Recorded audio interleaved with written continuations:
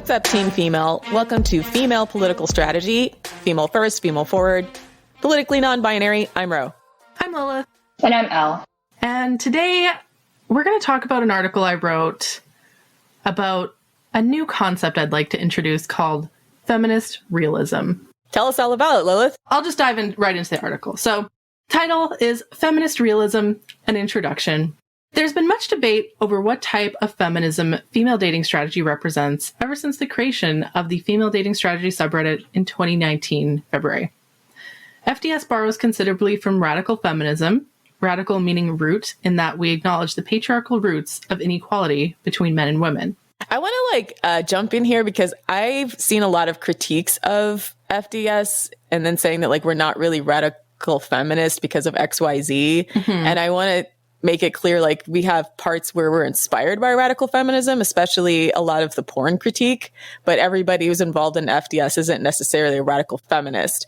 And I want to clarify that because I feel like we've been lambasted and dragged by a lot of radical feminists and we've been dragged by radical feminists for not being radical feministy enough, but also liberal feminists who feel like they're just trying to pigeonhole us into a certain philosophy and then dismiss us based on that. And I'm well, there's some really good stuff in radical feminism, right? So it's not that we're completely distancing ourselves from it, but it's just if you're expecting some kind of purity of thought, you won't get it because we borrow from whatever strategic ideas we think work. Yeah. So, I get into that. So let me continue. Patriarchy is a system in which men as a class dominate women as a class, and in which men use their power over women to privilege themselves and to extract sexual, reproductive, domestic, and emotional labor from women. And FDS were aligned with radical feminism in our opposition to liberal feminism, particularly being, as you said, Ro, anti-porn, anti-prostitution, and anti-BDSM. A lot of radical feminists do support FDS for these reasons. However, some radical feminists critique FDS and they say we're not sufficiently radical enough. It's false that we were generated from radical feminism. And that was a claim that somebody made on TikTok. A prominent liberal feminist made. We were making dating strategy and stumbled upon some of the ideas that radical feminism pushes, right? It was a dating strategy. A lot of what radical feminists say is literally just facts, right? And so it makes sense that FDS would be aligned with that, again, because we like to have our strategies be based in reality and not ideology, as with, liberal feminism. So it makes sense that there would be a lot of overlap, but I don't think that FDS is radical feminism. They've tried to pigeonhole the subreddit and say and I saw someone say that all of the moderators came from Gender Critical and that Gender Critical is responsible for FDS, and that's just not true. Yeah, it's just blatantly false. We were all trying to just improve our dating lives and we happened upon radical feminism. Let me put it that way. Yeah. So jumping back to the article, a lot of rad femmes who are more radical than us, maybe they think that we're not sufficiently critical of heterosexual relationships, marriage, motherhood, beauty standards, and so on. Others argue that FDS reinforces traditional gender roles because we expect men to pay for dates and we tell women not to chase men. And some radical feminists are full-on female separatists and disagree with the entire premise of having any relationships with men whatsoever. And we often say that FDS is a strategy, not an ideology, because we welcome women from all political backgrounds, and we focus on practical strategies to ruthlessly advance women's interests. Our goal is maximizing female benefit, regardless if she wants to be a career woman, a stay-at-home mother, or somewhere in between. However, since we launched the Female Dating Strategy podcast in March 2021, and its political spinoff, Female Political Strategy, that's us, in December 2021, it's become increasingly clear to me that FDS is a feminist movement in its own right.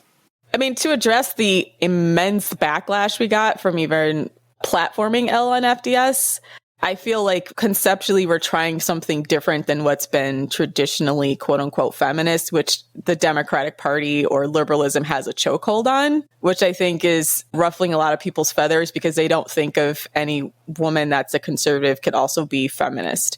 Yeah, when we had the episode with Elle, I saw a few comments that were conservatives can't be feminist, feminism is inherently left-wing, and I just think it's a bad strategic move to pigeonhole feminism or female advancement as either left or right-wing, because first of all, there are a lot of women within the Conservative Party right now who are starting to realize a lot of the things that we're realizing, that a lot of men are shit, right? So I think by excluding them and shutting them out, it's a bad strategic move, first of all. Secondly, female advancement in feminism should be beneficial to all women and not just women who are left-leaning. a lot of the changes that feminism has brought has also been beneficial to conservative women, right? Like, you know, Amy Coney Barrett, for example, wouldn't be on the Supreme Court if it wasn't for Ruth Bader Ginsburg, right? So I think that female advancement should be beneficial to women as a class and not just women who have a certain political leaning. One other thing I wanted to touch on is the other reason why we invited Elle on is because I do remember when FDS first started to take off, there were a lot of converts from red pill women in like the tradwife subreddits, quite a few, of which Elle was one. Some people roast us for that. They say, oh, you know, you shouldn't be proud of the fact that red pill women are drawn to you or something. And it's like, bitch, I am fucking proud of any woman finding value in FDS, right? Yeah. I feel like an evangelical that's managed to save a Satanist or something. You did. You saved my soul. Like, thank you for redemption. I saved your soul, sis, okay? Well, we filled a niche that wasn't being met. Like I said, there's a lot of women for whom the liberal utopian vision of gender relations just doesn't apply to them, right? Like it's just not realistic because of the job they are, the social economic class they're in, their religion, etc. And liberal feminism doesn't help those women in a way that's like material, especially when it comes to dealing with men in their immediate social group.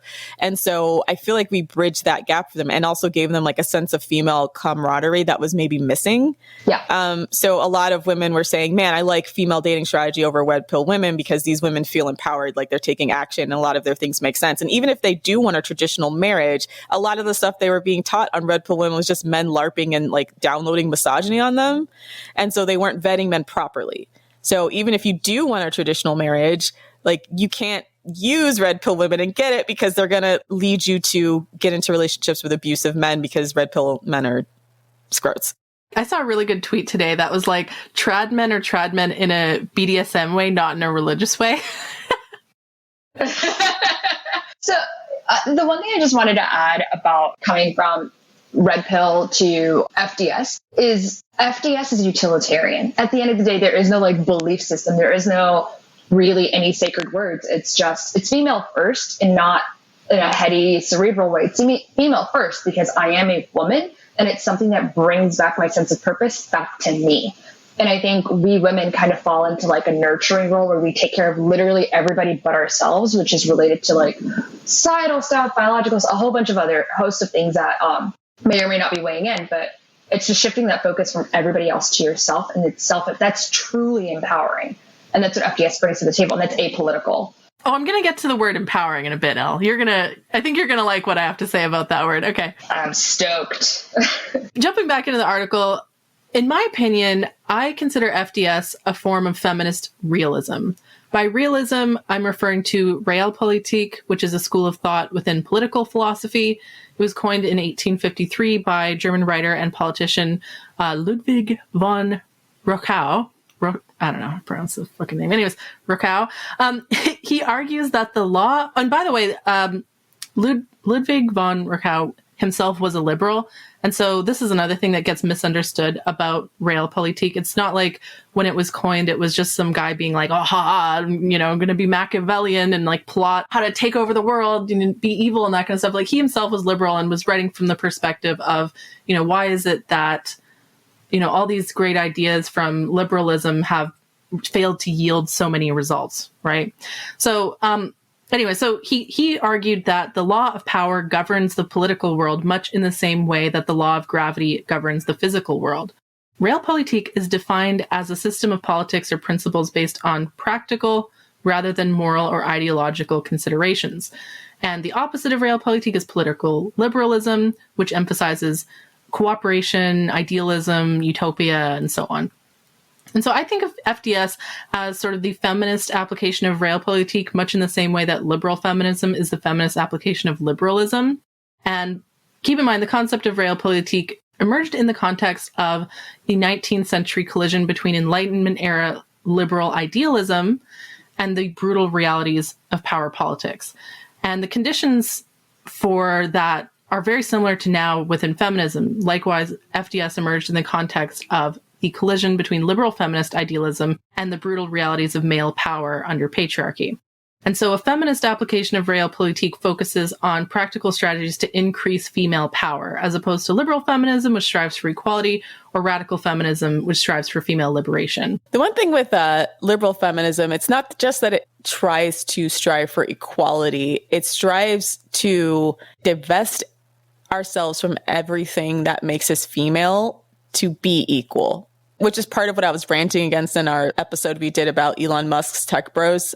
Right. Their entire ethos and argument was that if we create artificial wombs, that'll increase equality. And I'm like, why do we have to divest ourselves of being women and doing the things that we need to do as women in order to be quote unquote equal to men? And that's across the board, right?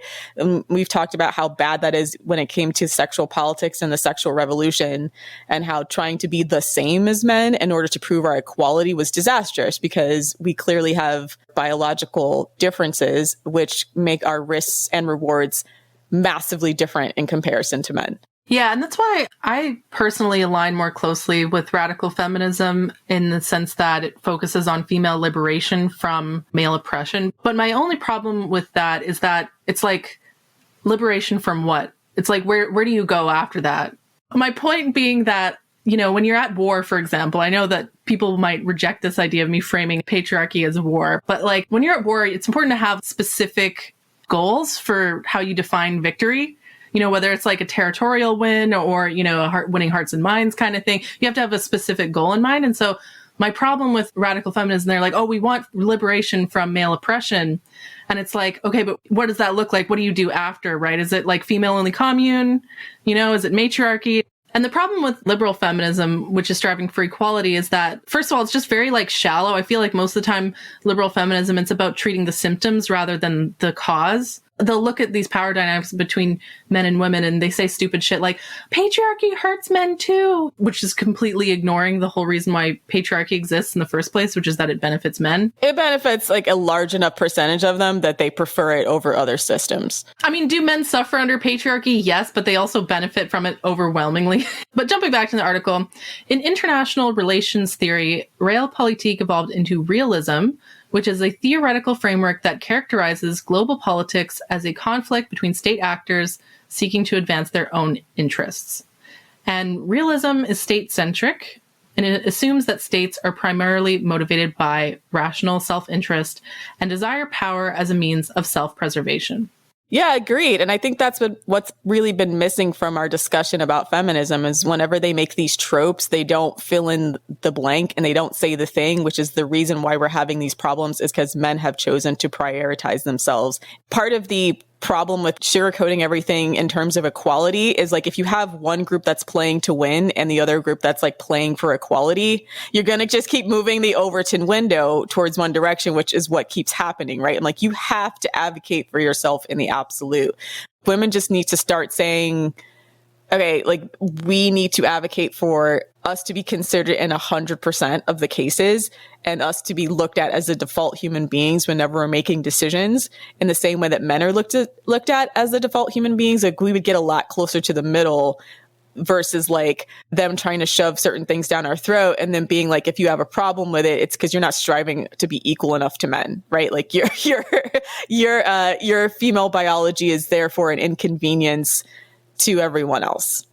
Well, a lot of what you're describing can be explained by game theory, and I'm going to write that's another article that I have in mind. This, by the way, is just an introduction. I have like dozens of articles in mind that are going to be hopefully, you know, chapters maybe in a future book or something. But yeah, game theory is... do I want to explain game theory? That's another topic for another day. But, no, yeah, not in this episode. But basically, like, men are playing to benefit themselves. Women are playing to create a situation where both parties win. But if you are the one who wants both parties to win and the other person just wants themselves to win, you're going to lose, basically. Okay. So the opposite of political realism is liberalism, which rejects power politics, emphasizes peace, and recognizes non-state actors such as non-governmental organizations. In my view, men and women are like two nations. Under patriarchy, man is like a nation that uses his superior physical strength to invade, dominate, control, and essentially colonize and extract labor from women, the smaller and less powerful state. And this occurs on both an individual and societal level. So on the micro scale, we have male dominance over women in the form of maybe an abusive relationship where the man expects the woman to provide him with certain physical, emotional, and sexual services. And if she doesn't comply, he feels he has the right to punish. So that's to sort of echo, our Lundy Bancroft episode. And on a macro level, men exert power over women through various laws, social norms, the sex industry, sexual harassment, discrimination, male violence against women and girls, which is, I consider, a form of stochastic terrorism, and false binaries such as the Madonna whore complex. And our critics often accuse us of having a combative or competitive approach to dating and relationships rather than a cooperative one. But the unfortunate reality is that it's impossible to have peaceful relations with a nation that's actively attacking you.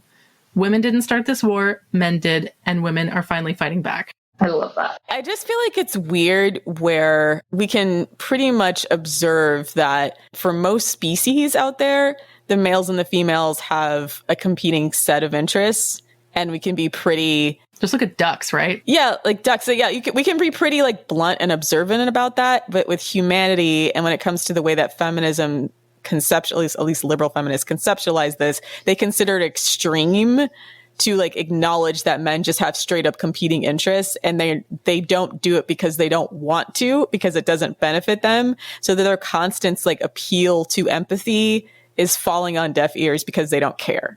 Yeah, exactly. I think a lot of us who want a type of feminism that feels more empowering constantly get annoyed at the like constant whining. Like, sis, they don't give a fuck. Like, you can whine all the time. Like, men shouldn't do this, and men should like, it shouldn't have to be that women, they're always the gatekeepers of sex, and women shouldn't have to do this. And I'm like, yes, that's probably true, but why should they give a shit?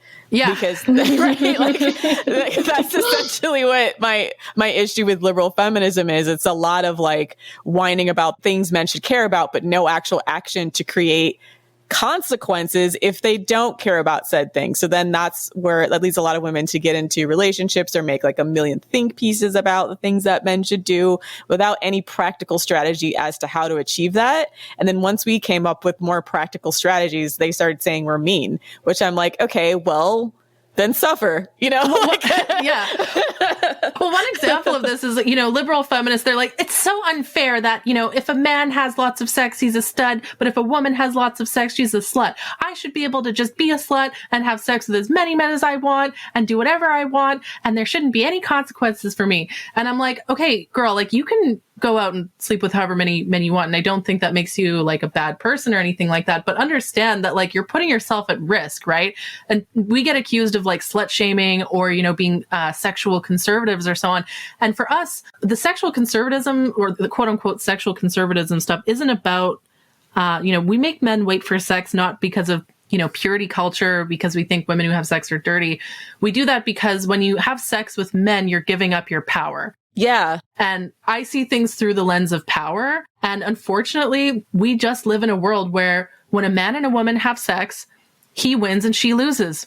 It sucks, but it is what it is, right? It's not even just that. It's just that like the risk is higher for us, right? That's just a biological reality. The rewards for men are higher. The risks are higher for us. Yeah. Well, my point is like we've covered this in a bunch of episodes in FDS about like how women are more susceptible to STDs. There's obviously intimate partner violence. Like there's things like sexual assault. Men have higher proclivity towards violence. There's obviously pregnancy, abortion.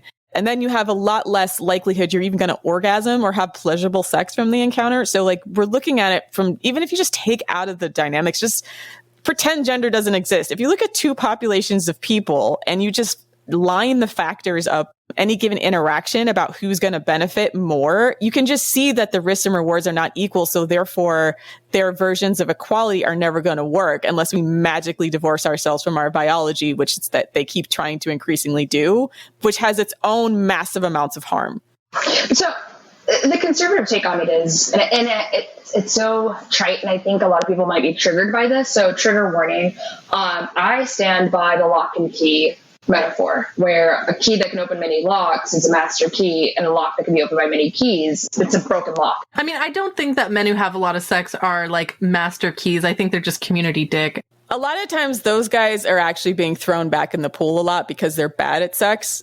That was a discussion we had. They don't have any repeat customers. Yeah. We were talking that with Savannah, where like there's always this idea that the guys that have a lot of sex are like the alpha guys, but sometimes actually the best dudes are the ones that get snatched up in relationships. And then the men that are constantly on the market is because like no women want them. They're bad. Their dicks are broken. Yeah.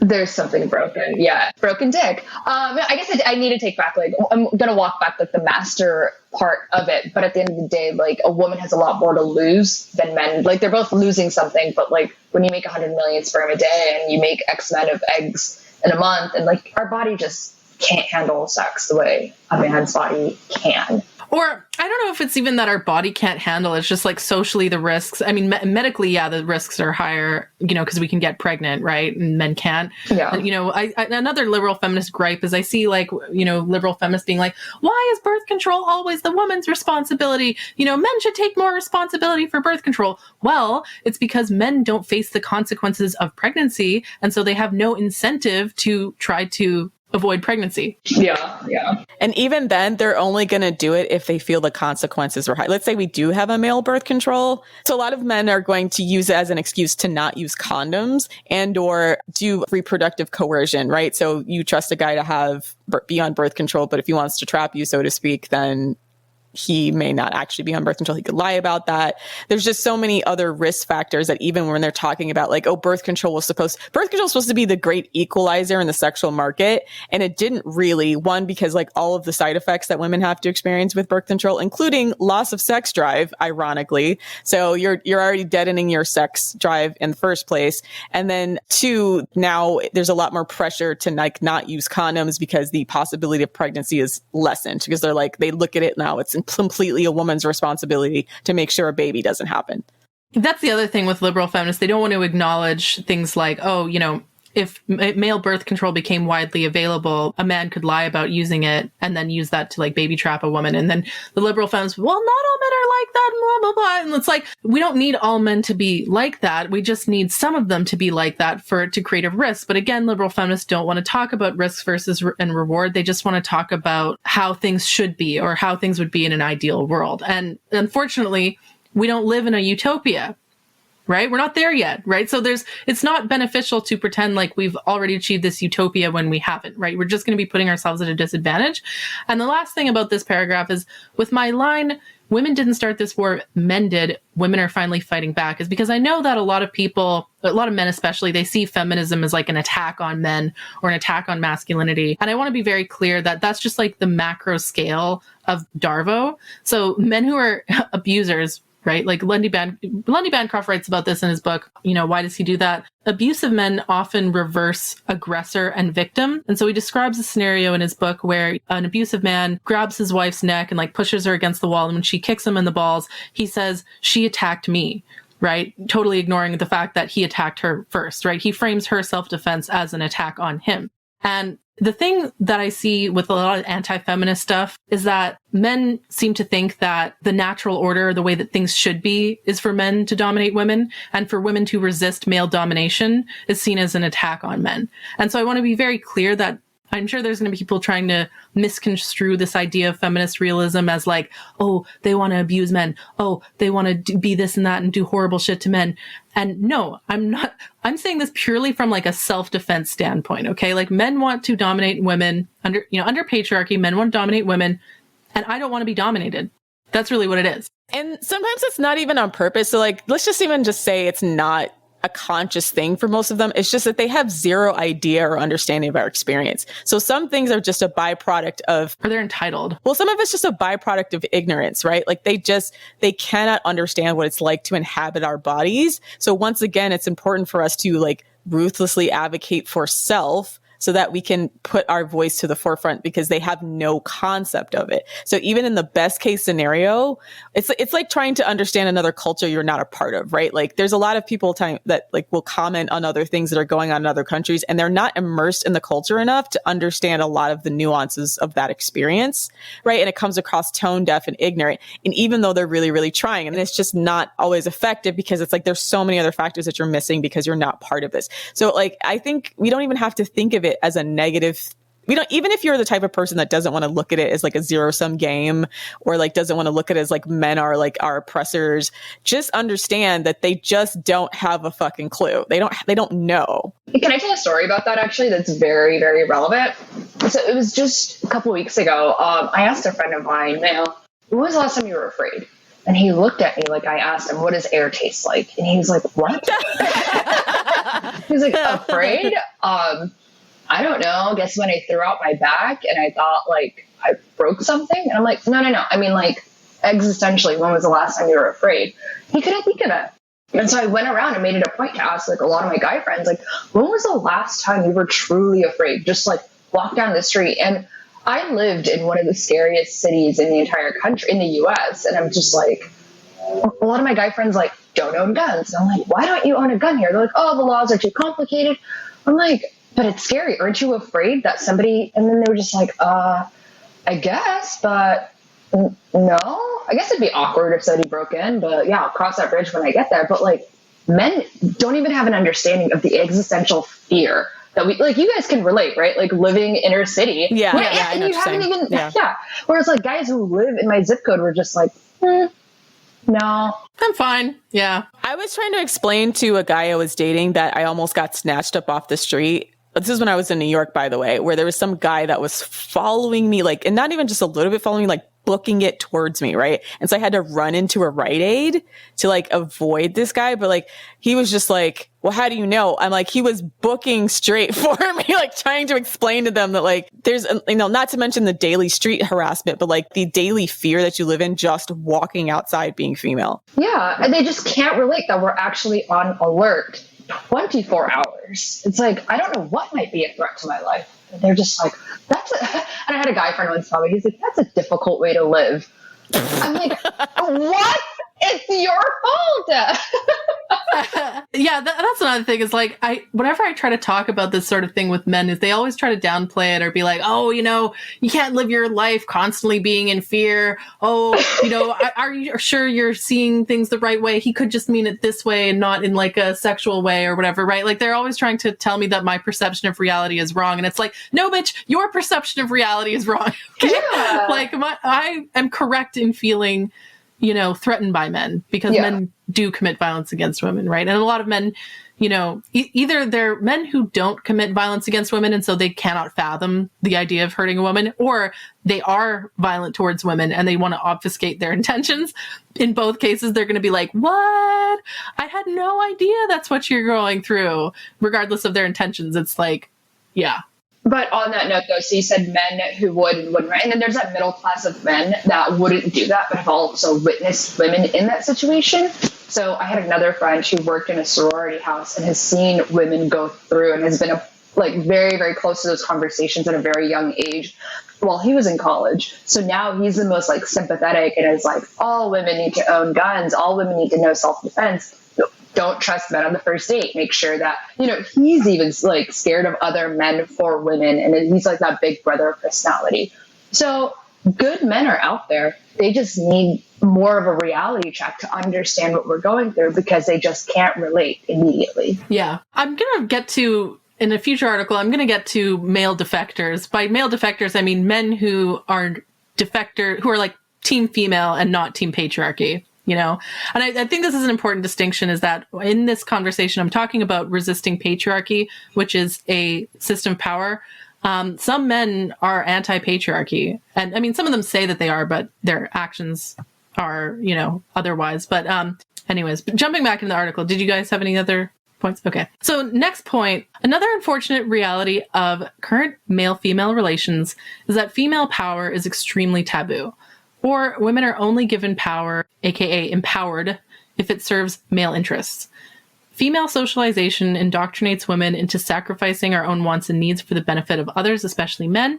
And women's self-preservation instincts are beaten out of us from a young age, both literally and figuratively, whereas men and boys are encouraged to seek status and compete for power. Powerful men are seen as great leaders, alpha, worthy of admiration, whereas powerful women are seen as domineering, controlling, calculating, mean, greedy, evil, and deserving of punishment. And this double standard is as old as patriarchy itself, and it is a deliberate strategy to declaw women and make us feel immense guilt, fear, and shame at the thought of wielding power. So the one comment I want to have about this part is that this is another thing that I feel that radical feminism and liberal feminism both fail at, is that they both, radical feminists will talk about power dynamics, but they don't seem to, even the most staunch radical feminists seem, to me, in my opinion, seem to be indoctrinated by female socialization in a way where they're afraid to talk about power, right? I often get hostilely quote retweeted by people whenever I talk about power on Twitter. There's always some people that are like, or some radical feminists that are like, we don't want to be like men. We want female liberation. I don't want to be a power hungry psychopath like men, that sort of thing. And it's like, it's unfortunate, but we need to talk about power. Like, I know that a lot of rad femmes get, wigged out by the word power, the concept of power, and they get immense guilt and fear and shame at the thought of wielding power because it's associated with male dominance, it's associated with abuse and so on. And here's the thing. It's like, if you're not willing to become more powerful, you're always going to be powerless, right?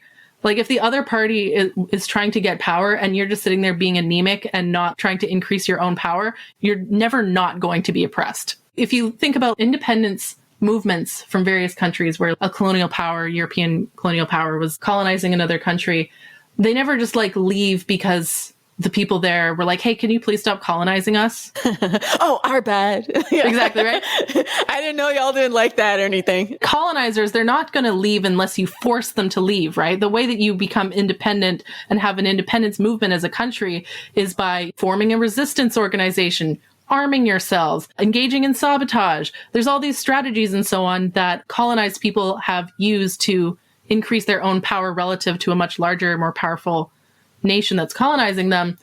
You're never going to be able to repel the colonizer without violence or force of some kind. Yeah, violence is going to be hard sell. Yeah, violence has been difficult for women in particular because we are just physically smaller. Like, this is a situation where we're outgunned by every conceivable measure.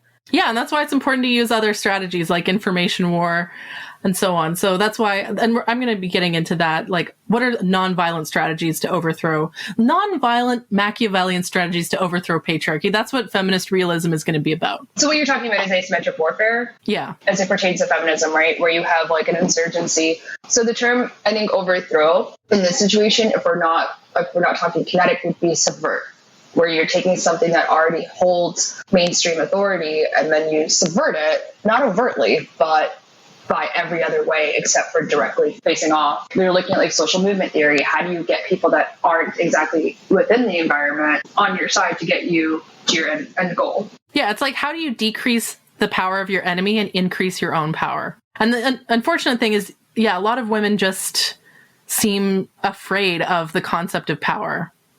They think they associate it with abuse or, being mean or whatever. It's seen as being mean. And so maybe it could be used the word power to say influence and authority rather than just power for the sake of just power. I think it's worth studying the word, the concept of power, right? I think it's something that women need to accept is to recognize their own power and be willing to wield it. I think because it goes against the narrative we've often been indoctrinated into from the time we were children, is that social movements happen because of kumbaya hand-holding. This could be an episode in its own right about the whitewashing of history, the strategic promotion of certain types of ideas of resistance as more favorable than others. Nonviolent. Yeah, nonviolent. Looking at Gandhi and, Nelson Mandela and Martin Luther King Jr. as the epitome of civil rights activism when they had largely nonviolent methods. And then looking at, Black Panther or whatever as being, they're violent, they're bad. But history's been way more complex than that. And it's not always a hero narrative the way they try to portray. The Black Panthers actually did have a very huge influence on civil rights, but since they weren't quote unquote nonviolent, then people sort of downplay the effect that had in influencing political opinions, right? So like Martin Luther King can exist because the Black Panthers exist, because he's not the scary Black people, right? There's it's not like those Black people. Yeah. So there's way more historical nuance than I feel like we're taught to believe. And so that's why you see stuff like the Occupy Wall Street that just fell all the way apart, because these people thought if I just do a drum circle outside of Bear Stearns, they're going to see the light. Yeah. And I'm like, this is like, my eyes cannot roll farther in the back of my fucking head. I look at that. Another example, actually, of this is the suffragettes, right? Like, when we look at history, the narratives that are promoted are always like, oh, the suffragettes, they went on hunger strikes, they campaigned, they did this and this. It's always talking about the non-violent aspect of their movement. The suffragettes they chose violence, okay? Like, they'd go out there with hammers, breaking windows and shit. And those women, you know, at the time were made fun of, and they're still sort of made fun of now as like, they're crazy prohibitionists, you know, they want to prevent us from having fun or whatever. And it's like, you know, and I actually think that the suffragettes, there was another woman who threw herself in front of a horse and died, you know, it's that sort of thing. Like, these sorts of like extreme tactics work, right? And I feel like this, whitewashing or revisionist history of trying to make everything seem like, you know, flowers and holding hands and singing Kumbaya. And then they all hugged in the end, yeah. And they all hugged in the end. Trying to portray civil rights movements as nice, as opposed to, you know... power subversion, and sometimes extremist power subversion. Yeah. And I think it's very convenient that the powers that be always portray the violent stuff or the more extreme tactics as inherently bad. I think it's a deliberate tactic to declaw future civil rights movements. I think what would be interesting to explore further is social movement theory, because I think feminist realism lends itself to a social movement that can be used to further our desired end state. And in order to do that, if we're not choosing direct kinetic methods, then it's like social movement. How do we get people? How do we win hearts and minds in order to get that end state? Erica Chenoweth wrote a great book, and she's an interesting character, but great thoughts. And her book is called Civil Movement, Why Civil Resistance Works. Basically what she gets into, it's a series of case studies and how certain groups of people were able to leverage certain centers of gravity within a certain community to get their end state. And this is on a geopolitical level, but you can really take the same concept and use it to further any interests that you have. Just wanted to put that out there. Yeah, that's something I definitely want to explore in future articles. But so instead of power, liberal feminists often talk about the word empowerment.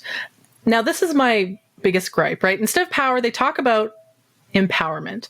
They say things like, oh, porn, oh, you know, escorting, whatever, being a prostitute, appealing to the male gaze. That's what makes them feel empowered. And I'd like to take a moment to define the word empowerment. Empowerment is defined as authority or power given to someone to do something, meaning that the power is granted by a higher authority for a specific purpose.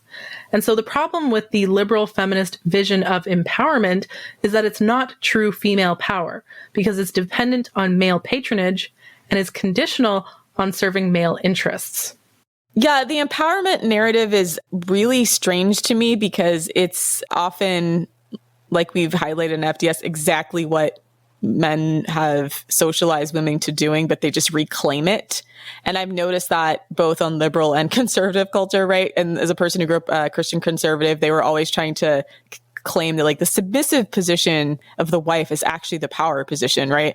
And they would always just like try to subvert the meaning of words to create the illusion of power, very similar to how the BDSM community does the same thing. Well, they'll be like, the submissive actually has the power in the sexual relationship, you know? So it's, no, they fucking don't. That's not how power works. Yeah, exactly. So it's like they say these things as tropes, but then they don't ever do anything other than like a surface level analysis of what that means. And I know some of the feminist sex wars, and then also, we've discussed things like paying on dates, et cetera, et cetera. Like all these things are supposed to show men or demonstrate our power, but like draining your bank account doesn't increase your power, sis. Okay. Like money is power. Keep it. It hasn't had any influence on men such that it changes anything they're doing, right? Like, because power also means like the ability to influence your environment. And so a lot of these things that they were doing were just things that men wanted anyways, and they're just existing within the binary of like the Madonna whore binary and then quote unquote reclaiming it. I think their version of empowerment is just reclaiming oppression narratives but like not examining what they're giving up and what they're losing in exchange for claiming that role. And so they miss the actual power dynamic at play here. Yeah, instead of challenging the actual power dynamics at play, they just try to redefine. This is another thing I hate about liberalism is they'll just be like, oh, it's not this that's happening. Let's just redefine the words so that the words mean something different. And then that's going to change reality. I'm sorry, but redefining the words doesn't change the reality, okay? You can use whatever the fuck words you want to describe a situation. It doesn't change what's actually going on, right? But you can't just call something something else and it's not real. Yeah, you can't just be like, war is peace. You guys sound real Republican right now. Yeah. Oh, call me a conservative. Anyways. I'm giving you shit. But they never understood the cost benefit analysis part of this. Right? Like, that's the problem. They just are like, well, if I choose to do it, and that's liberalism, like, if I choose to do it, that's an exhibition of my freedom. And I'm like, yes and no. Like, we all live in a society. We have to make certain trade-offs, or we have to look at how our interactions affect others as well as how other people's interactions affect us. And by sort of quote unquote, reclaiming these narratives, it's like they haven't really done any type of class analysis or even an individual analysis of what it costs them. And that's something that FDS has filled the gap in, right? When we talk to people who are part of the scene or all these other cultures and being like, yes, I was told I would be empowered, but when I looked at what I was actually getting, the facts of the value that I was getting in exchange, it was literally peanuts or nothing, right? Or it was covering up other types of ways that I was being exploited.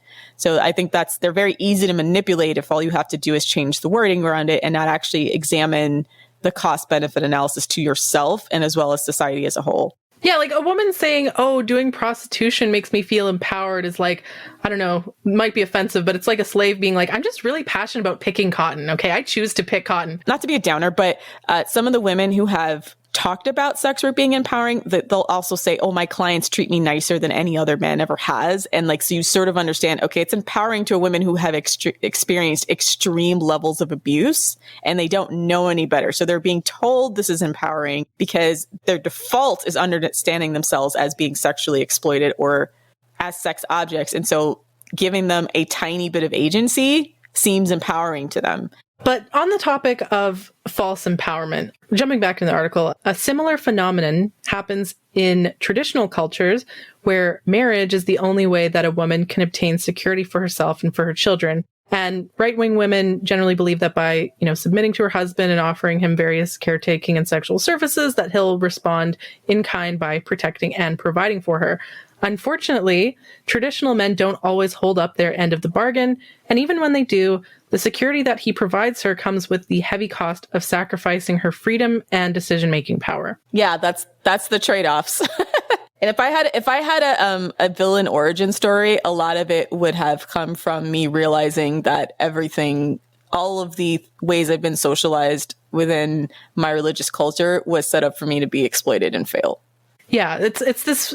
And I actually do really feel for conservative women or trad women, who think, oh, my life will be great as soon as I find a husband who will take care of me and my life will be so much better than all these other bitches who don't have a man to take care of them. It's a trap.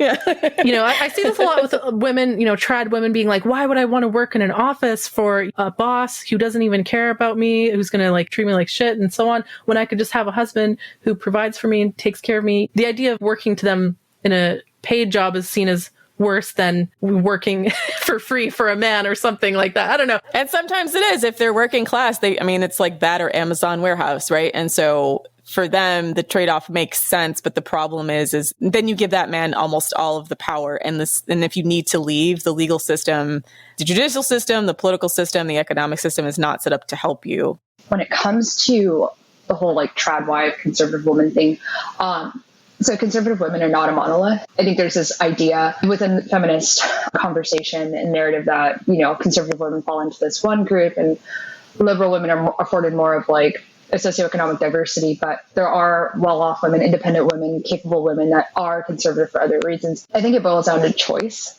and having the ability to consent to what kind of reality you want to live in. And it's not imposed on you by a system.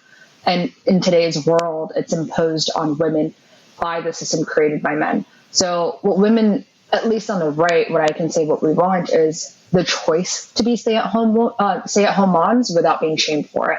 The choice to be a working woman until our mid-30s and maybe adopt or have children in alternative manner without being shamed, or not have an abortion at 19 and like raise a child if I want to and not be shamed for it. So if we can get out of this, you have to take a certain path because you're a woman, I think that would be the ideal for most women on the right. Yeah. So my point being that, like, in the sort of trad wife traditional marriage, she trades her freedom in exchange for security, and she's basically completely and utterly at the mercy of his will. My point being that both liberalism and traditionalism mislead women into believing that women benefit from cooperating with men and serving their interests.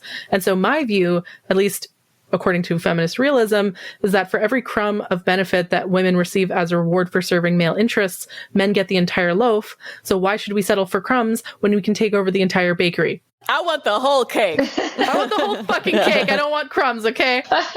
I want the bakery and the staff. Exactly. If you'd like to read this article, you can check out my recently launched Substack, feministrealism.substack.com. I'll also drop a link in the show notes. And yeah, I hope you enjoyed it. Thanks so much for listening. Thanks for listening, Team Female. If you want to discuss this further, check out our new Facebook group. On Facebook, there's a link in our show notes. You can also check us out on Twitter at Female Political, and our Patreon if you'd like to support us further, patreon.com/female political strategy. See you next week.